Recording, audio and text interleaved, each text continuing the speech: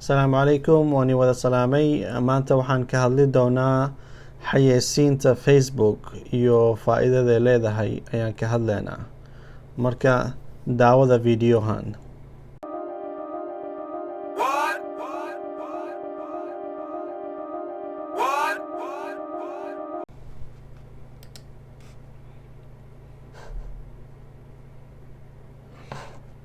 midda koowaad waxaad aadaysiin Facebook ayaa aadaysiin facebook.com. markaa aadiin kadib waxaad galaysiin pagekaaga oo Facebook ayaa galaysaa. marka haddaa ganacsi leedahay ama haddaa rabtid qof kale xayeysiin u samaysid, sidoo kale dukaan haddaa leedahay, dukaamaha oo alaabta dumarka marsadaan iyo kareemadaha iyo looshinka iyo waxaas haddaa gadid, haddaa rabtid micnaa ganacsigaaga ay nooc ganacsi haddaa leedahay, business nooc kasta haddaa leedahay, haddaa rabtid la xayeysiisid, meesha ugu fiican oo aad ka xayeysiisid waa Facebook. khaasatan dadka Africa jooga Facebook aad iyo aad u jaban yahay, aad iyo aad u raqiis u yahay. marka waxaad soo jiidanaysaa dad badanaa soo jiidanaysaa customer badan, businesskaaga waa la arkayaa, dad badanaa ku imaanaya, businesskaaga wuu korayaa. marka xayeysiin aad iyo aad u muhiim u yahay, maxaa yeelay haddaa xayeysiinin qof oo businesskaagii ama ganacsigaaga u arkaayo ama ogaanayo ma jiraan.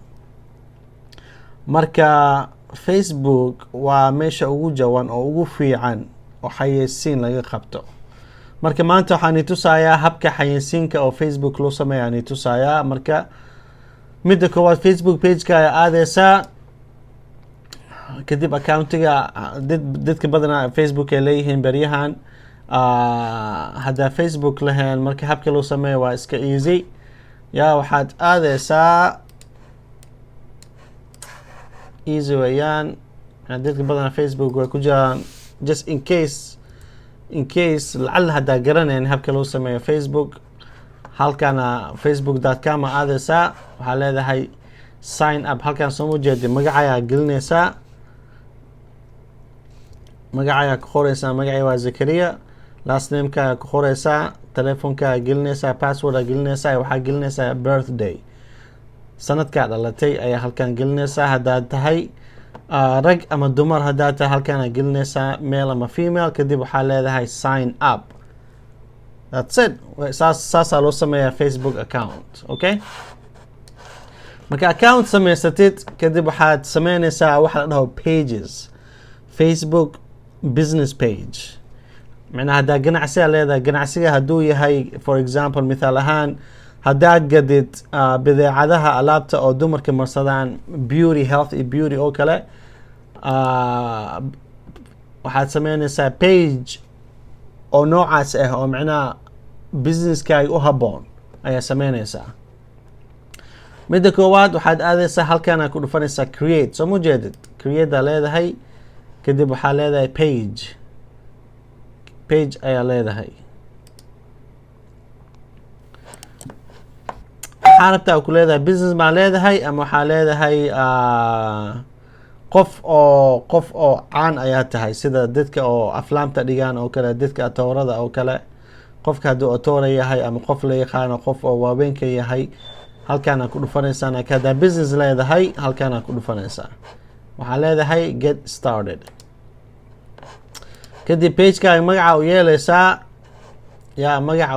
magaca halkaa gelinaysaa. for example mithaal ahaan hadduu pagekaagii yahay Xaliimo beauty, dhihi kartaa. hadduu dukaanka ama businesska magacaas yahay, kadib wuxuu leeyahay micnaa category, businesska muxuu ku xisaabsan yahay, waa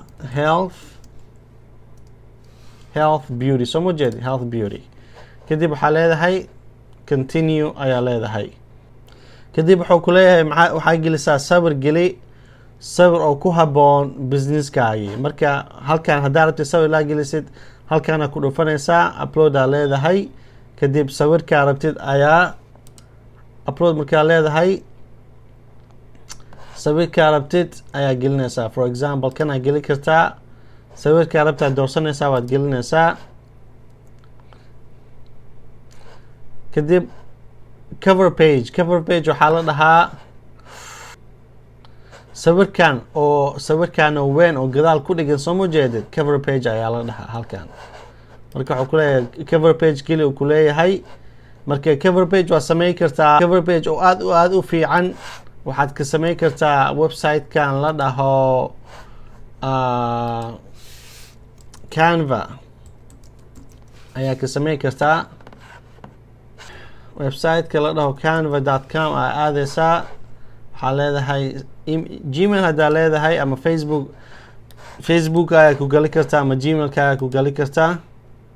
okay, Canva markaa gmailka markaa isticmaashid oo aad gashid waxaa leedahay halkaan aad ku dhufanaysaa create ayaa leedahay. kadib waxaa leedahay Facebook cover soo ma jeedid. Facebook ku qoraysaa kor oo kusoo baxaya wixii oo Facebook oo ku xisaabsan dhan ayaa kusoo baxayo. kadib waxaa leedahay Facebook cover aa leedahay. marka halkaan aad gelinaysaa waxaa rabtid sawirkaagii noocaa rabtid iyo sidaa rabtid. halkaan aad gelinaysaa backgroundka waxaa rabtid la ka dhigtid sharxaadkii sawirihii kulli waad gelinaysaa halkaan. marka oo dhammaysid magaca u yeelaysaa. kadib waxaa leedahay download ayaa leedahay. download markaa dhexda computerka ayuu galayaa.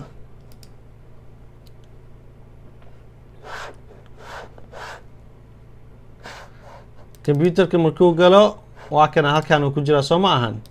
waa kana halkaan uu ku jira. kadib waxaa leedahay upload ayaa leedahay.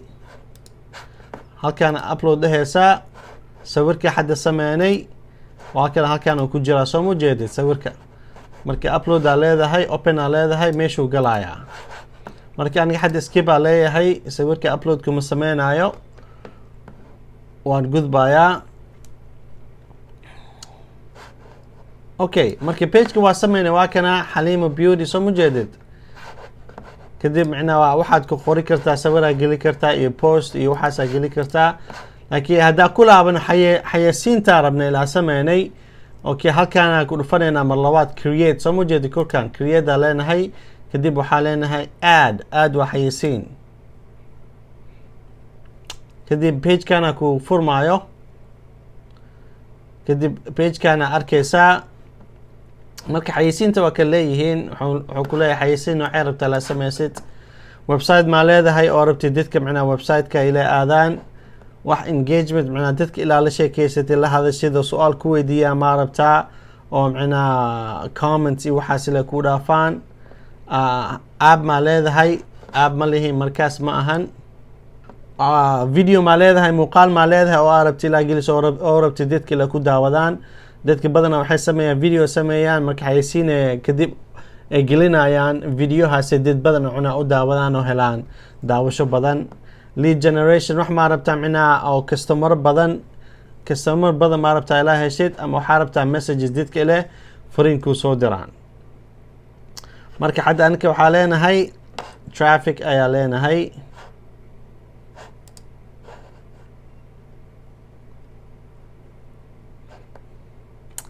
okay, midda labaad wuxuu leeyahay kharashka waa imisa meeqaa rabtaa maalintii ilaa macnaha oo maalintii meeqa dollar rabtaa ilaa isticmaashid oo macnaha xayeysiinta ilaa ku bixisid. waxaa rabtaa geli kartaa haddaa rabta waxaa geli kartaa $4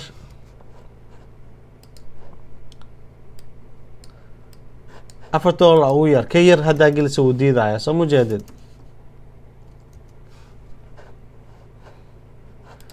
$4 ugu yar. marka $4 gelinana maalintii aa leenahay. okay, kadib more options. okay, kan waa gudbeena muhiim ma ahan. kadib waxaan ku dhufanaynaa continue ayaa ku dhufanaynaa. haddaa website leedahay macnaha dadka oo xayeysiinta arkayaan oo websitekaas ay aadayaan. marka anika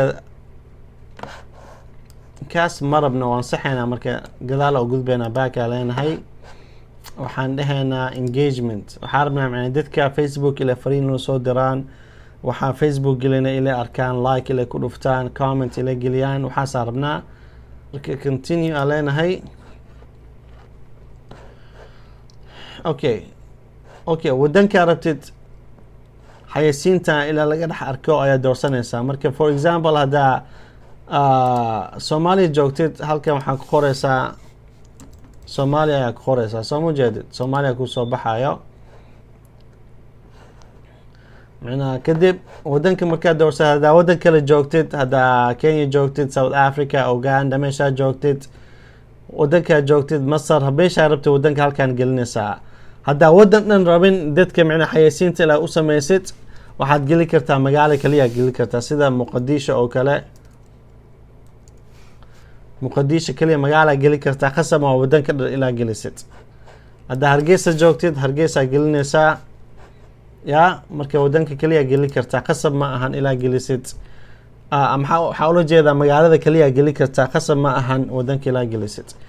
kadib waxaad dooranaysaa dadka aad rabtid da'doodii, ya dadka rabtid xayeysiinta la arkaan da'dooda waa maxay. marka aniga waxaa leeyahay waxaan rabaa qofka 18 ilaa 18 jir ilaa ka dhig 40 wax ku jirto, ama 45 qof oo da'deedi tahay 40 iyo 45 aan rabaa. wuxuu leeyahay maxaa rabtaa qofka, rag iyo dumar maxaa ka rabtaa, yaa rabtaa xayeysiinta la arkaan. ya macnaha haddii aan leeyahay businesska hadduu yahay alaab oo aan beecinayo oo dumarka ku xisaabsan, marka xayeysiinta waxa uu sameynaya dumar kaliya uu sameynaya, maxaa yeelay ayaga alaabta gadanaya, soo ma ahan. laakiin macnaha dadka badanaa labada way sameeyaan, rag iyo dumar way sameeyaan. haddaa rabtid waxaa laga yaabaa ragga yaa hooyadiisa u gado alaabtaa laga yaabaa, ama xaaskiisa lagu gado, ama walaashiisa lagu gado laga yaabaa. marka waxaa leenahay all ayaa leenahay, macnaha labada rag iyo dumar way arkayaan. kadib halkan edit placement markaa dhahno, kadib wuxuu ku weydiinayaa macnaha xayeysiinta halkee rabtaa in laga arko. macnaha Instagram in laga arko ma rabtaa, ya ama Facebook stories in laga arko ma rabtaa, Instagram stories ma rabtaa. ya macnaha waa doorsanaysaa, laakiin waxaa ugu fiican ikhtiyaarkana ugu fiican, halkana ugu fiican meesha ku qoran yahay automated placement. marmar qofka macnaha hadduu garanayo markuu oo Facebook ugu dheer yahay oo macnaha aad iyo aad ugu fiican yahay, qofka halkaan uu ku dhufi karaa, marka macnaha wuxuu rabo doori karaa. laakiin hadduu macnaha oo rabo macnaha xayeysiin oo caan ah oo general ah hadduu rabo, ya intuu ku dhufanaya automatic placements, soo ma jeedid. kadib waxaa leedahay continue ayaa leedahay.